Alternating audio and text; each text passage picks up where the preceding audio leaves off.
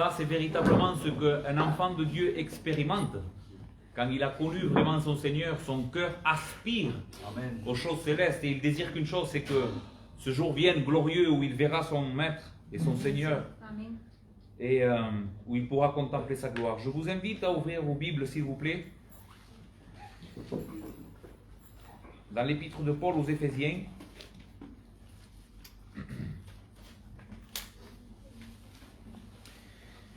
Nous allons lire dans le chapitre 2 les 7 premiers versets du chapitre 2.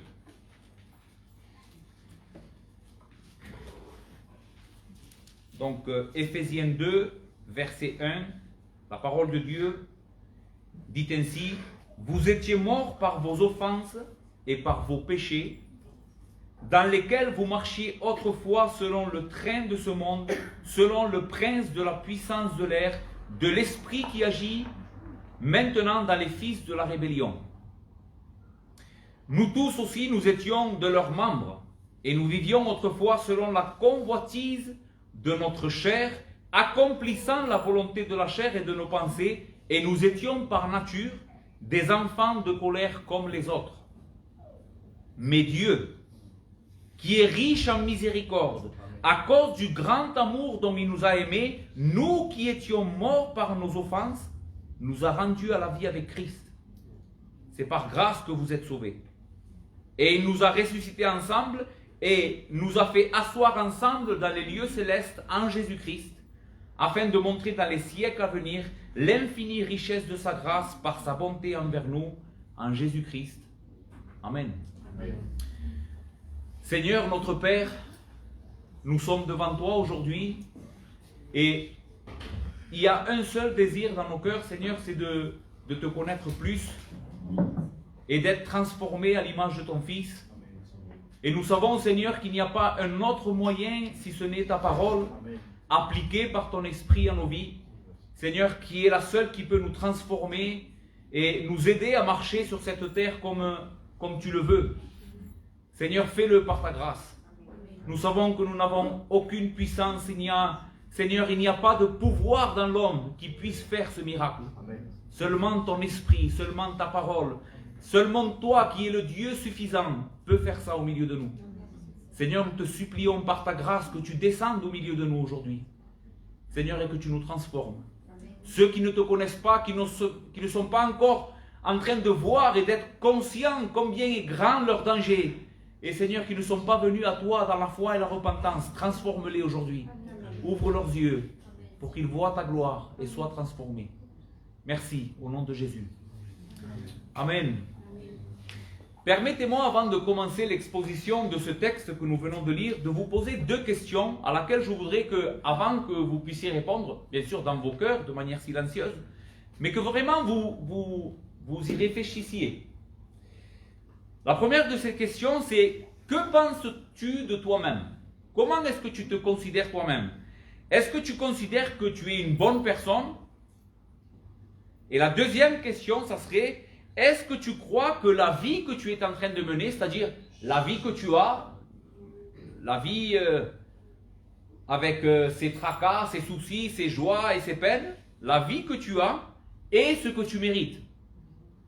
Ou est-ce que tu éprouves un sentiment d'injustice et de frustration par rapport à ta situation? Ça peut être une situation économique, une situation familiale, peu importe la situation. Est-ce que tu ressens de la frustration par rapport à ça? Ce sont les 2 questions que je voudrais que tu retiennes dans ton esprit et à la fin de l'exposition du texte, que tu répondes à nouveau. D'accord? Mais laissez-moi vous dire comment répondraient 2 groupes de personnes à ces 2 questions. Premièrement, des personnes qui ne sont pas en Christ, qui ne sont pas sauvées, qui ne savent rien de l'évangile. Comment est-ce qu'elles répondraient à la question « Qui je suis ?»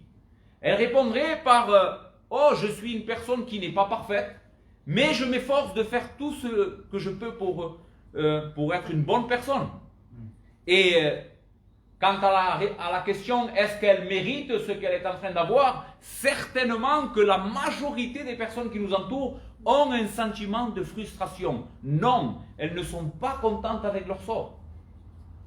Elles considèrent qu'elles devraient avoir mieux que ce qu'elles ont par rapport à ce qu'elles font et aux bonnes personnes qu'elles sont. Mais comment répondrait un enfant de Dieu qui connaît les Écritures? D'accord? Comment est-ce qu'un chrétien véritable qui connaît ce que la Bible enseigne répondrait à ces deux questions? Il répondrait: je suis un pécheur et je ne suis pas une bonne personne. Voici comment répondrait quelqu'un qui a connu la grâce de Dieu. Mais Dieu ne m'a pas traité en conséquence de ce que je suis.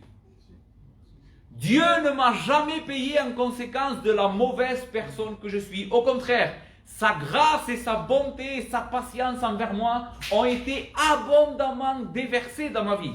Et c'est pour ça que je ne peux pas être une personne aigrie, une personne qui toujours se plaigne, parce que je suis conscient que ce que j'ai n'est jamais à la hauteur de ce que je mérite.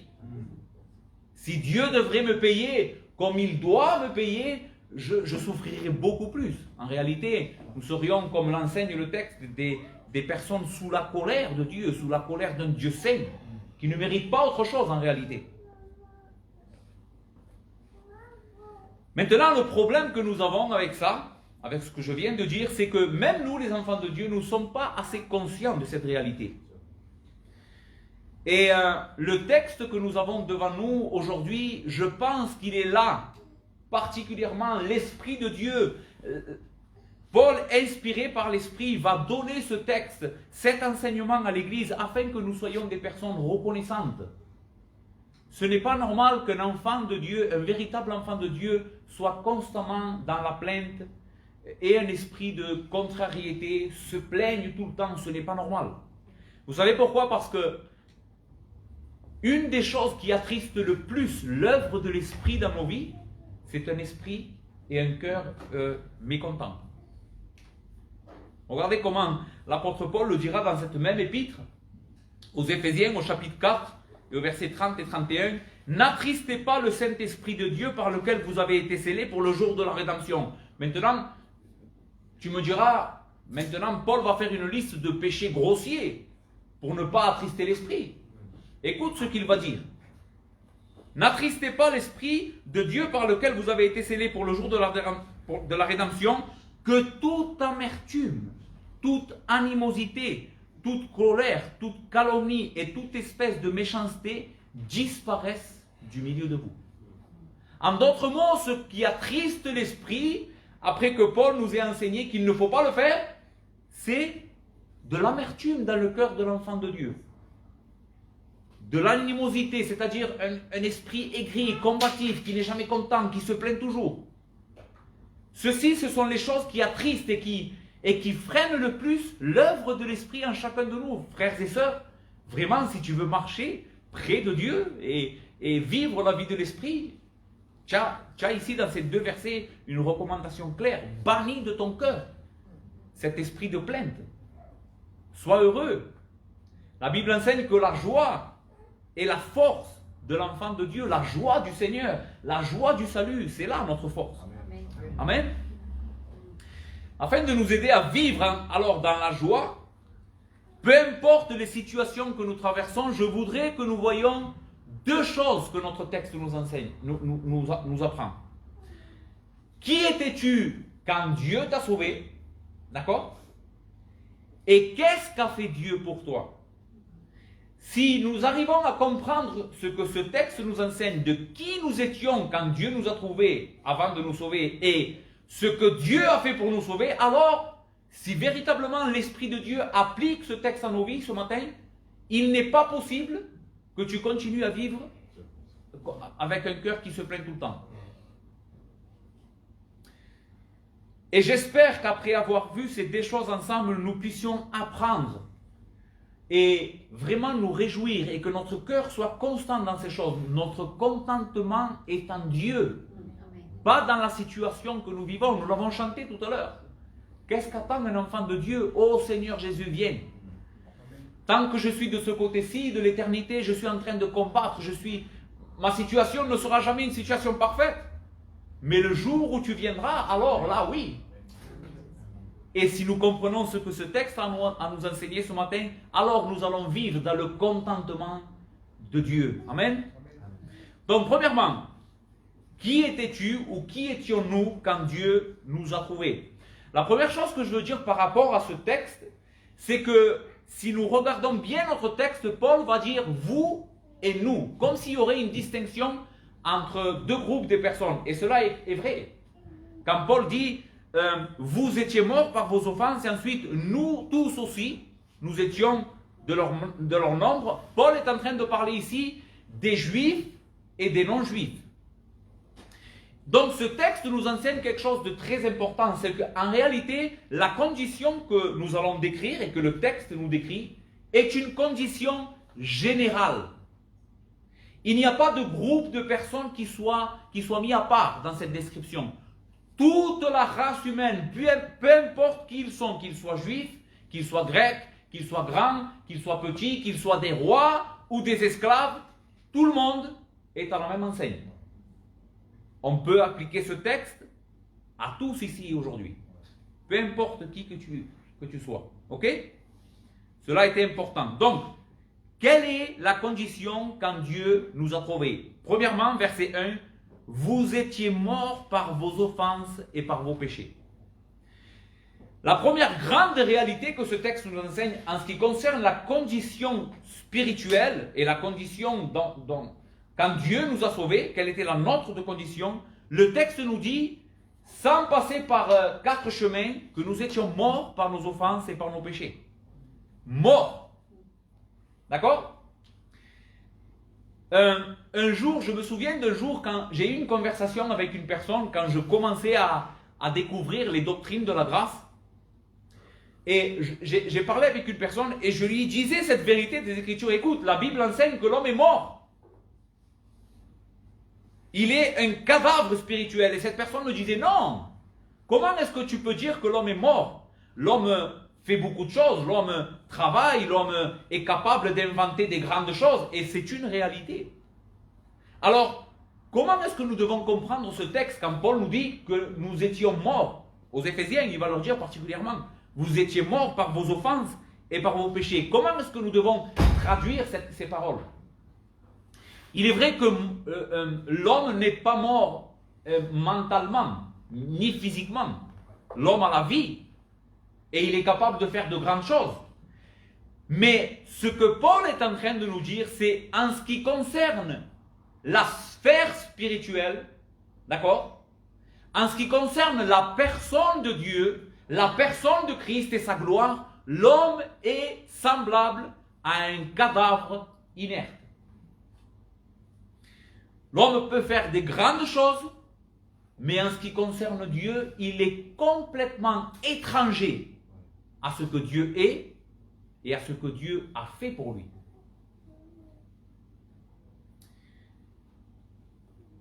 Dans cette même épître, au chapitre 4, écoutez les paroles de Paul et comment Paul va nous renseigner un peu plus en ce qui concerne la mort spirituelle, en exhortant les Éphésiens à ne plus vivre de la manière comme ils vivaient avant qu'ils soient sauvés. Il va dire, voici donc ce que je dis et ce que je déclare dans le Seigneur, c'est que vous ne devez plus marcher comme les païens qui marchent selon la vanité de leurs pensées. Ils ont l'intelligence obscurcie. Ils sont étrangers à la vie de Dieu, à cause de l'ignorance qui est en eux, à cause de l'endurcissement de leur cœur. Voici une description un peu plus claire, il y en a d'autres dans les Écritures, mais je voudrais ce matin que nous puissions nous pencher quelques minutes sur celle-là. Voici une description de ce qu'est la mort spirituelle. Qu'est-ce que cela veut dire? Cela veut dire que l'homme est complètement étranger à la vie de Dieu. Complètement étranger à ce que Dieu est. La Bible enseigne que l'homme a été créé pour avoir une communion avec ce Dieu glorieux. Voici la raison d'être de l'existence de toute la race humaine. Connaître Dieu et profiter de lui pour l'éternité. Dieu devait être la personne en qui nous allions nous réjouir. Nos yeux contempleraient les perfections de Dieu et notre cœur devait se remplir de joie et de contentement. Mais qu'est-ce qui s'est passé? Le péché est rentré et le péché a tué l'homme dans sa plus intime, dans l'être le plus intime, c'est-à-dire l'être spirituel. La communion avec ce Dieu spirituel a été brisée le jour où le péché est rentré dans l'humanité.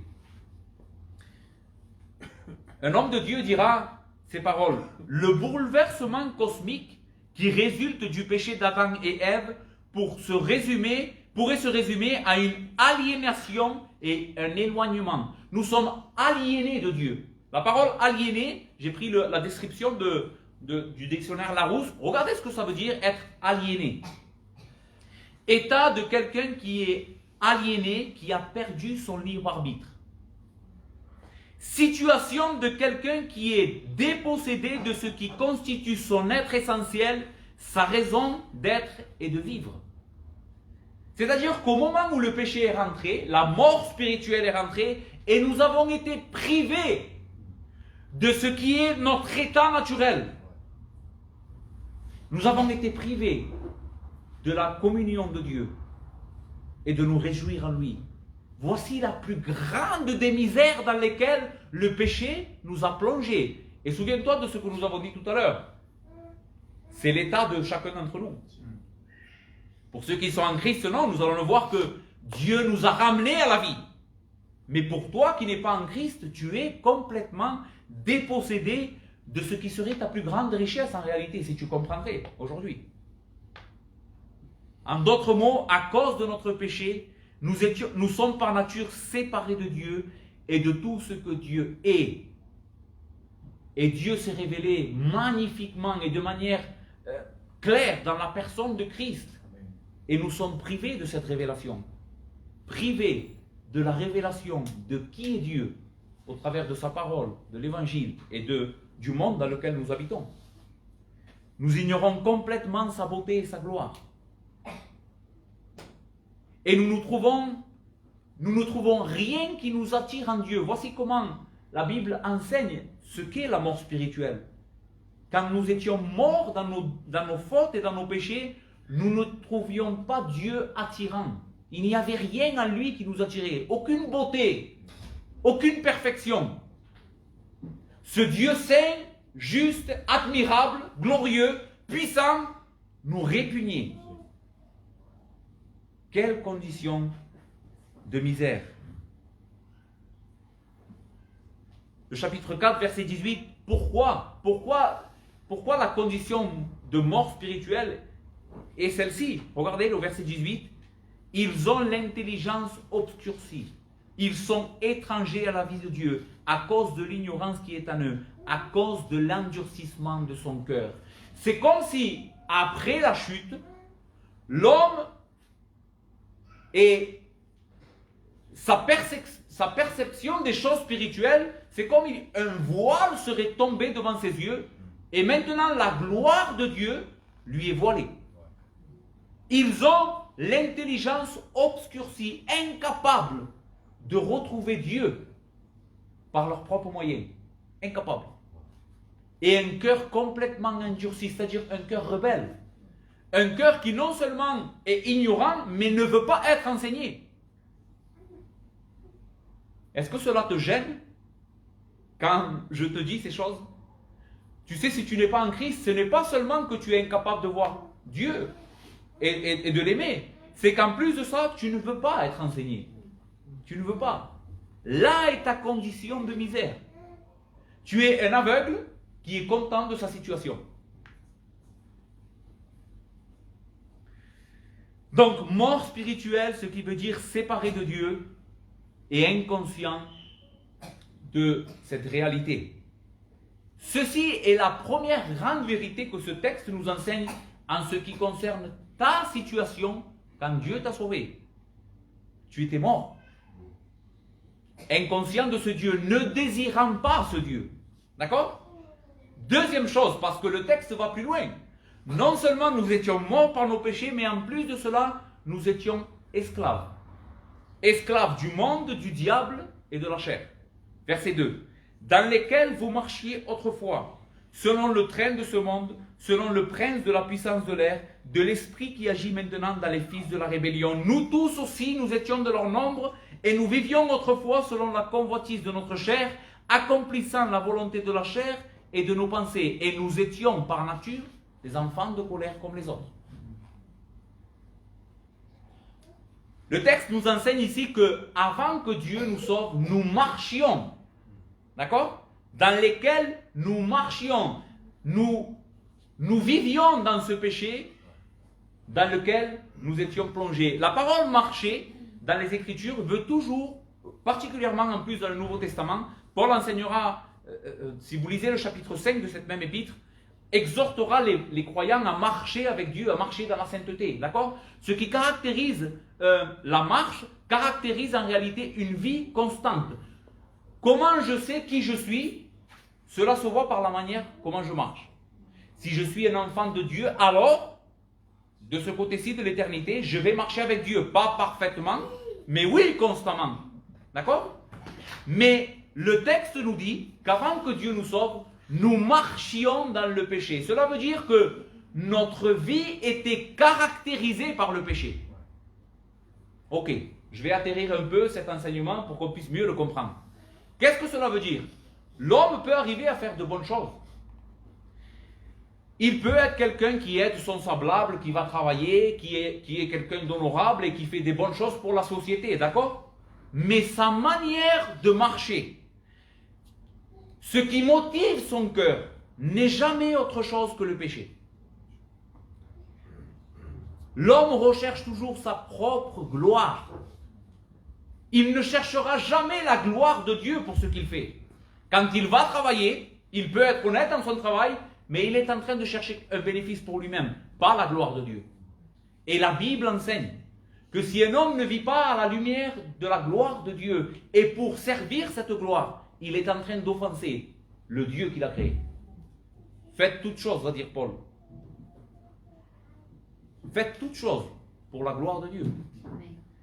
Donc, l'homme marche, vit dans le péché. Maintenant, quels sont les 3 tyrans, quels sont les 3 maîtres que nous avions avant que Dieu nous sauve, qui nous tyrannisaient et qui nous forçaient à leur obéir?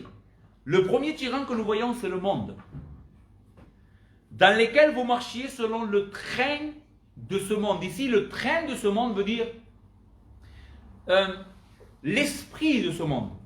Et il faut savoir que l'esprit de ce monde est quelque chose qui tyrannise les personnes qui vivent dans un état de mort spirituelle. Vous savez, il ne faut pas croire que le monde actuel dans lequel on vit, et il ne faut pas être un brillant esprit pour reconnaître que ce monde est un monde de péché, d'accord? Il te suffit juste de mettre les infos 5 secondes et tu vas voir qu'il n'y a aucune bonne nouvelle. Tu verras que de la méchanceté, que de la corruption, que de l'injustice. Pourquoi ce monde est dans cet état? Parce que ce monde est corrompu. Et quand le texte parle du monde, il n'est pas en train de parler de la création, même si la création a été infectée par le péché aussi. Mais il est en train de parler de l'esprit, des philosophies de ce monde, de la manière de vivre de ce monde, de ce que ce monde aime. D'accord? Nous étions esclaves de ce monde. Tu sais, tu n'étais pas, et tu n'es pas, si tu n'es pas en Christ, libre de faire ce que tu veux. Le monde est en train il t'impose son agenda. C'est lui qui gère ta vie. C'est l'esprit du monde qui est en train de gérer ta vie. Et qui gérait la nôtre, avant que Dieu nous libère de cet esclavage. Les modes, les philosophies du monde infectent la race humaine et la rendent complètement désapprouvée de Dieu. Parce que l'esprit du monde, l'esprit qui agit maintenant dans ce monde, est un esprit antichrist. C'est-à-dire que toutes les modes, toutes les philosophies, toute la manière de faire que ce monde veut inculquer aux personnes qui gisent sur son pouvoir, ce sont des choses qui sont contre toute la volonté de Dieu. Si Dieu ordonne aux hommes de vivre dans la paix, le monde va inciter les hommes à vivre dans la méchanceté. Si Dieu a ordonné qu'un homme devrait aimer sa femme, ce monde va dire aux personnes que tu ne dois pas aimer ta femme. Ta femme, c'est ton rival. Elle est quelqu'un qui veut te dominer. Alors, défends-toi. Je ne mets que des petits exemples. Mais ceci est l'esprit du monde. Et le monde nous tyrannisait. Regardez comment le texte nous dit maintenant Donc nous avons vu ce premier tyran qui est l'esprit du monde, mais cet esprit du monde, toutes ces choses que nous sommes en train de voir, il y a en réalité derrière ces choses un personnage qui est l'instigateur de toutes ces choses. Regardez. Selon le prince de la puissance de l'air, de l'esprit qui agit maintenant dans les fils de la rébellion. Voici notre deuxième tyran. Le premier tyran, c'est le monde. Le deuxième, c'est le prince de la puissance de l'air. Ici, c'est une allusion claire à Satan, au diable. Et le texte nous enseigne que c'est lui qui va énergiser toutes ces choses qui sont dans le monde. C'est la parole que Paul va prendre. Le prince de la puissance de l'air, l'esprit qui agit. Maintenant, cette parole ici dans le texte originel, agit, vient d'une même parole qui veut dire énergie. C'est lui qui est l'instigateur de toutes ces choses. Toute philosophie, toute révolte contre Dieu dans le monde est dynamisée ou impulsée par l'esprit de Satan. Et nous étions sous cet esclavage. Il nous tenait captifs à ses principes et à ses lois. Nous faisions ce qu'il voulait, pas ce que tu voulais. Et le troisième tyran, c'est notre propre chair. Donc nous avons vu deux tyrans extérieurs, le monde qui est extérieur à nous, et Satan. Et tu me diras, écoute, moi, je ne suis pas coupable de cela. Je suis né dans le péché. Je suis né comme ça. Alors qu'est-ce que j'y peux y faire? Non, écoute, le texte, le dernier tyran, c'est toi-même. C'est ta chair. Nous tous aussi, nous étions de leurs membres et nous vivions autrefois selon la convoitise de notre chair. Voici le troisième grand tyran que nous avions. Le monde, Satan et ta chair. Ici, la chair, c'est la nature déchue. C'est la nature corrompue par le péché. Cette nature qui est en chacun d'entre nous. Même nous qui sommes régénérés aujourd'hui par la grâce de Dieu, il y a encore un combat entre la chair et l'esprit. Mais ceux qui n'ont pas l'esprit de Dieu, avant que Dieu nous trouve, nous vivions complètement sous la domination de notre chair. Et le texte nous enseigne qu'est-ce que cela veut dire. Écoute. Nous vivions autrefois selon les convoitises de notre chair, accomplissant la volonté de la chair et de nos pensées. Nous étions incapables de nous retenir de tous nos appétits et de ce que la chair nous demandait. Est-ce que la chair te demandait de la dissolution? Tu y allais. De l'impureté? Tu y allais. De la révolte contre Dieu? Tu y allais. Peu importe le péché que la chair et nos pensées nous proposaient, nous étions incapables de résister à ces péchés. Tu me diras, j'ai pas commis des péchés énormes, mais c'est parce que la grâce de Dieu a retenu le péché en toi. Toi, tu ne peux pas dire, on ne peut pas juger les personnes qui vivent dans des péchés plus scandaleux. Si la grâce de Dieu ne nous aurait pas gardés, nous aurions fait pire qu'eux. Mais ce que le texte est en train de nous enseigner, c'est qu'avant que Dieu nous trouve, nous vivions sous l'esclavage de notre chair. Et peut-être c'est ton cas encore. Tu es incapable de te contenir. Parce que seul l'Esprit de Dieu, seule la puissance de l'Esprit de Dieu peut nous aider à lutter contre les désirs de la chair. Sans l'Esprit de Dieu, un homme, une femme est voué à la chair. Et jeté en pâture. C'est comme s'il serait devant un lion énorme. Qu'est-ce qu'il peut faire contre un lion énorme? Il ne peut rien faire. Mais si nous avons un lion beaucoup plus grand que ce lion énorme qui est au dehors de nous, oui, on peut le vaincre. Mais sans Dieu, sans Christ, il est impossible de vaincre notre chair. Donc voici la condition dans laquelle Dieu t'a trouvé. Quelle description terrible, n'est-ce pas? Mort spirituellement et sous l'esclavage du monde, du diable et de la chair. Une proie. Maintenant, ce que le texte nous enseigne, et c'est ce en quoi je voudrais que ton cœur se réjouisse ce matin. Si tu es en Christ, voilà pourquoi tu ne peux pas être constamment dans les plaintes. Ce que le texte nous enseigne, c'est que Dieu, par sa grâce gratuite, nous a tirés de cette situation. Verset 4. Mais Dieu, qui est riche en miséricorde, à cause du grand amour dont il nous a aimés, nous qui étions morts par nos offenses, nous a rendus à la vie avec Christ. C'est par grâce que vous êtes sauvés. Et il nous a ressuscités ensemble et nous a fait asseoir ensemble dans les lieux célestes en Christ, afin de montrer dans les siècles à venir l'infinie richesse de sa grâce par sa bonté envers nous en Jésus-Christ. Le texte commence par « Mais Dieu ». Et je pense que ce « Mais Dieu » est un des plus glorieux qu'il soit. Tu sais, nous on utilise la parole « mais » souvent pour quelque chose de négatif. Par exemple, tu sais, je devais partir en vacances, mais j'ai eu un problème avec ma voiture, je n'ai pas pu aller.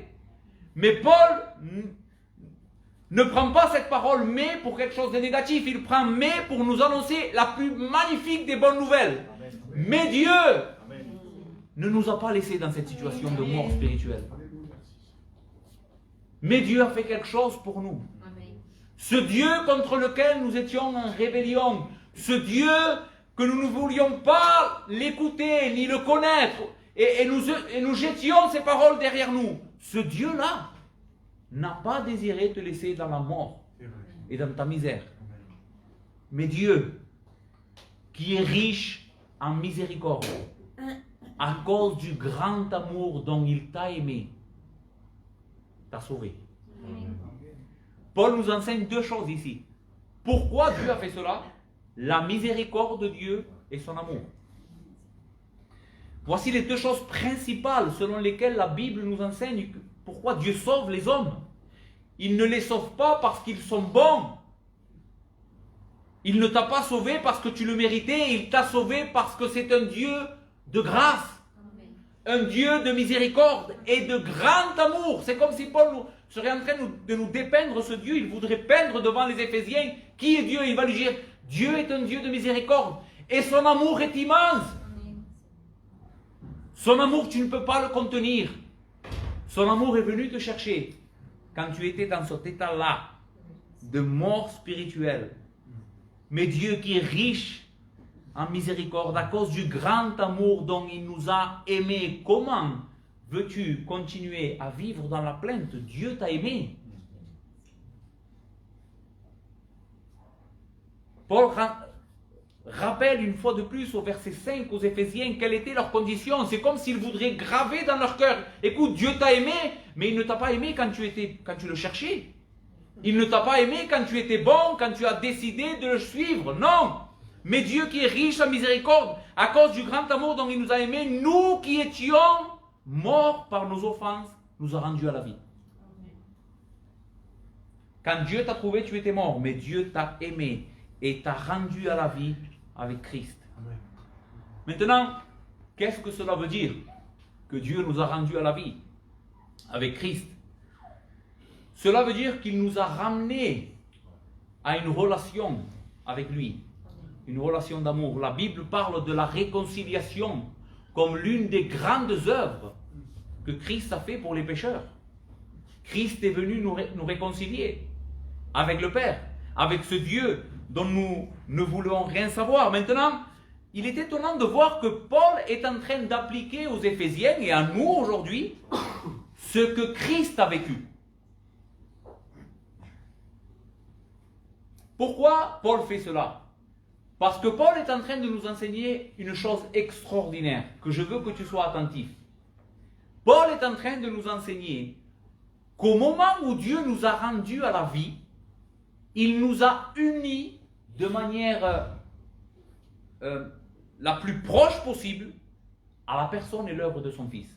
De telle manière que ce que Jésus a vécu au travers de sa mort, sa résurrection et sa glorification et ascension auprès du Père sont des choses que tu peux appliquer à ta propre personne. Il nous a ressuscités ensemble et nous a fait asseoir ensemble dans les lieux célestes en Christ. Vous voyez? Il nous a ressuscités ensemble et nous a fait asseoir ensemble. Allons 5 minutes au chapitre 1. Si vous avez vos Bibles, s'il vous plaît. Éphésiens 1, versets 20 à 21. Écoutez comment Paul, quelques versets avant de notre texte, va appliquer ces vérités à la personne de Christ, exclusivement. En parlant de la puissance de Dieu qui agit en nous, il va dire, il l'a déployé en Christ, en le ressuscitant des morts et en le faisant asseoir à sa droite dans les lieux célestes, au-dessus de toute domination, de toute autorité, de toute puissance, de toute dignité et de tout nom qui peut se nommer, non seulement dans le siècle présent, mais encore dans le siècle à venir. Ce que Paul est en train de nous dire, c'est qu'au moment où Dieu nous a sauvés, nous a ramenés à la vie, il nous a unis à son Fils et nous a glorifiés avec son Fils. Et nous a fait monter au-dessus de toutes les dominations, au-dessus de tous les tyrans que nous avions. Il nous a délivrés de la puissance du monde, de la puissance de la chair et de la puissance du diable. Et maintenant, toi qui es en Christ, tu es assis au-dessus de tout cela. Tu n'es plus esclave. Il t'a donné la vie. Et tu es une personne libre. Tu peux maintenant décider de suivre Christ. Tu aimes Dieu. Comment est-ce possible qu'un homme, une femme, mort dans son péché comme toi et moi, un jour a entendu la parole de Dieu et a décidé d'aimer Dieu et de le suivre? Comment est-ce possible? Qu'est-ce qui s'est passé? Écoute la réponse des Écritures. Dans 2 Corinthiens, chapitre 4, versets 5 à 7, Paul nous enseigne ce qui se passe derrière le voile quand quelqu'un passe de la mort à la vie. Qu'est-ce qui se passe quand l'Esprit de Dieu va régénérer, sauver, donner la vie à une personne au travers de la prédication de la parole? Qu'est-ce qui se passe? Écoute. Paul, en train de parler de sa prédication, va dire, nous ne nous prêchons pas nous-mêmes, c'est Jésus-Christ le Seigneur que nous prêchons, et nous nous disons vos serviteurs à cause de Jésus. Maintenant, car Dieu qui a dit, la lumière brillera des scènes des ténèbres, a fait briller la lumière dans nos cœurs pour faire resplendir la connaissance de la gloire de Dieu sur la face de Christ. Voici ce qui se passe. On a décrit tout à l'heure que la mort spirituelle, en réalité, c'est un état d'inconscience à la gloire de Dieu. Et pour qu'une personne passe de la mort à la vie, Dieu doit dire que la lumière soit dans le cœur de cette personne. Et pour la première fois de sa vie, cette personne arrive à considérer que Christ est glorieux. Amen. Que sa mort à la croix a été suffisante pour payer ma dette. Amen. Que je suis quelqu'un de digne de l'enfer. Que je mérite la colère de Dieu, mais que maintenant je peux être réconcilié avec ce Dieu que j'ai offensé parce qu'il m'aime. Il a envoyé son Fils pour payer ma dette et me racheter. Pour la première fois de sa vie, la personne comprend ces vérités. Mais pour cela, il faut que Dieu dise que la lumière soit. De la même manière que la Bible nous enseigne qu'au commencement, Dieu dit que la lumière soit et la lumière fut. Ainsi en est-il d'une vraie conversion, où il n'y avait que le néant, où il n'y avait que la mort, où il n'y avait rien. Dieu s'est penché sur toi et a dit que la lumière soit. Et tu es venu à la vie.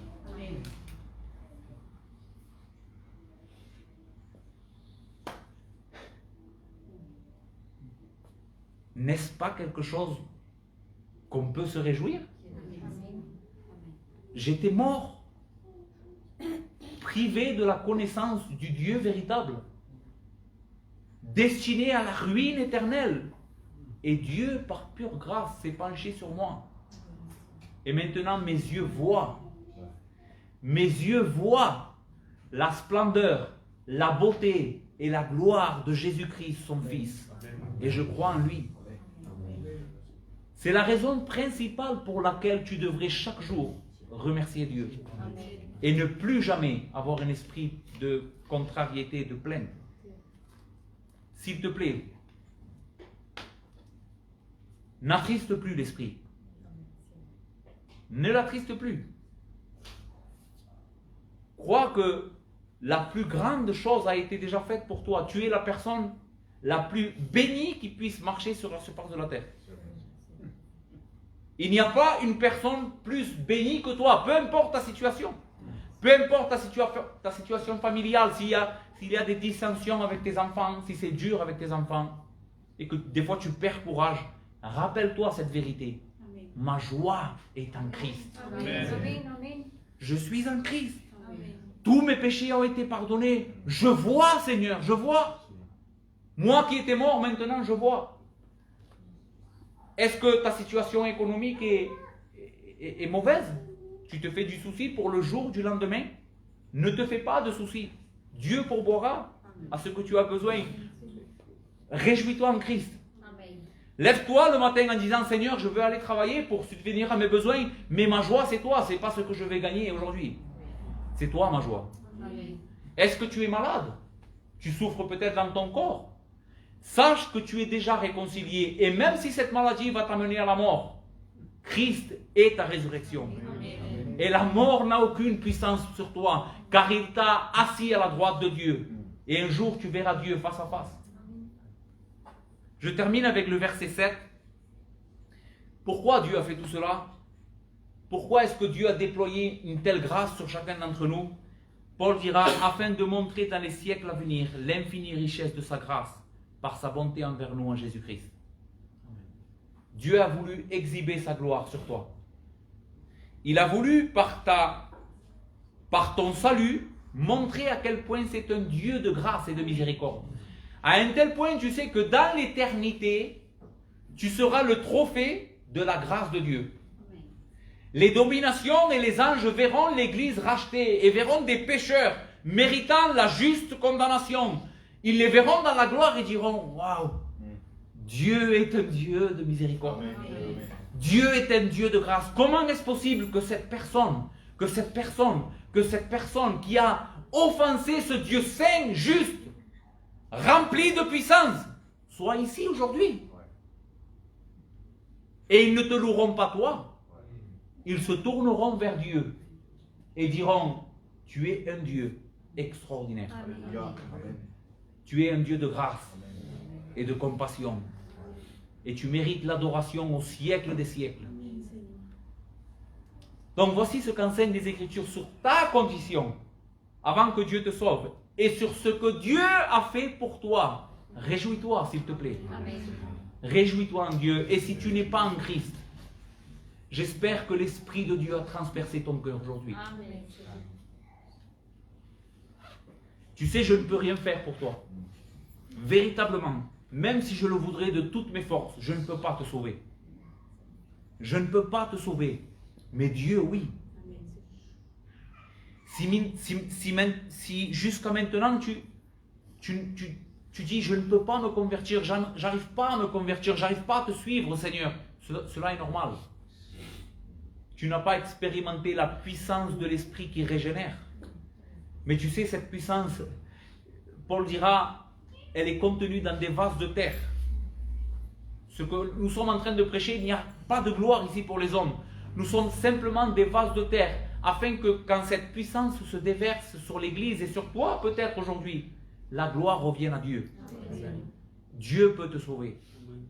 Crois-moi, Dieu peut te sauver. Nous sommes chacun d'entre nous aussi ici, aujourd'hui, qui sommes en Christ, des exemples de cela. Si tu viens à Christ aujourd'hui, dans la repentance et la foi, reconnaissant que tu es quelqu'un qui a besoin réellement de salut, Seigneur, change mon cœur. Que ces paroles résonnent sur mon cœur aujourd'hui, que la lumière soit. Seigneur, dis-le sur moi. Dieu peut le faire. Amen. Si tu viens à lui, en croyant exclusivement que son Fils est ton sauveur, que tu n'es pas ton propre sauveur, que tu ne peux pas te sauver toi-même. Viens à Dieu avec les mains vides et il les remplira du cadeau de sa grâce. Tu repartiras sauvé et réconcilié avec Dieu. Nous prions le Seigneur.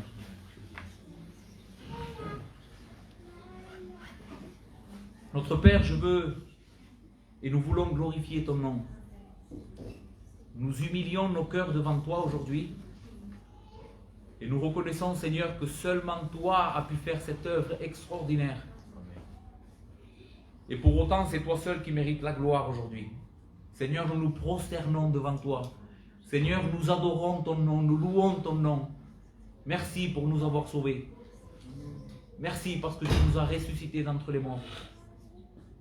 Seigneur, je prie pour les personnes aussi qui n'ont pas qui n'ont pas la vie aujourd'hui, s'il te plaît, Seigneur, sauve-les.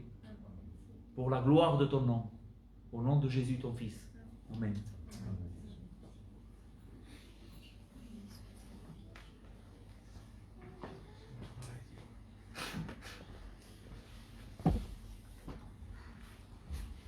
Je vous invite, Église de Dieu, à rendre grâce à notre Dieu à travers la parole qui a été annoncée.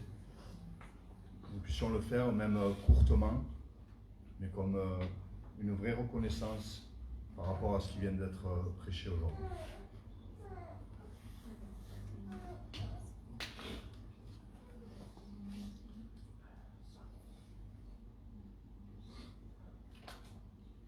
Père, je veux t'adorer, te glorifier dans cette matinée, pour la joie que tu mets dans mon cœur, pour le repos, Seigneur, pour l'anxiété enlevée, les soucis qui s'en vont à travers ta parole ce matin. Quel réconfort, quel contraste avec nos vies d'avant. Oui, tu es venu nous sauver. Tu m'as racheté de ma misère. Tu as enlevé mes péchés. Tu as enlevé ma condamnation. Elle était sûre. Elle était sûre, ma condamnation, Seigneur. Oh, tu es ce Dieu 3 fois saint. Amen. J'étais tellement éloigné de toi. Et tu es venu par ta grâce. Par ta miséricorde. Par ta bonté. Oui, tu es mon sauveur éternel. Ce matin, je vais être reconnaissant. Je vais me rappeler à chaque instant de ta parole. Ta parole est la vérité. Ce monde n'est rempli que de misère, de mensonges. Mensonge après mensonge. S'il te plaît, ne laisse pas obscurcir nos pensées. Ne laisse pas que ce monde nous entraîne dans ce train, Seigneur. Aide-nous à te glorifier dans chaque aspect de notre vie. À nous rappeler que nous avons la victoire à ton Fils. Amen. Le roi de gloire. Amen. Toute domination est dans sa main, Seigneur. Toute autorité est dans sa main. Et il nous a rachetés. Merci pour ton Fils, Père. Merci pour la gloire qu'il y a dans ton Fils. Merci pour la rançon qui a été payée. Merci pour cette réconciliation.